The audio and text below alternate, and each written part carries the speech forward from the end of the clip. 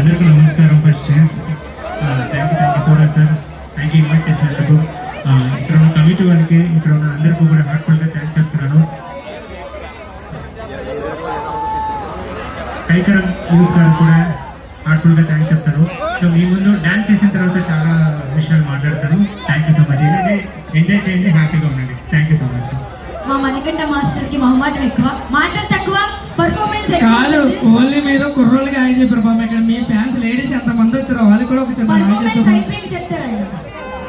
అదే అందరూ నీకెందుకు నొప్పి నేనంటే.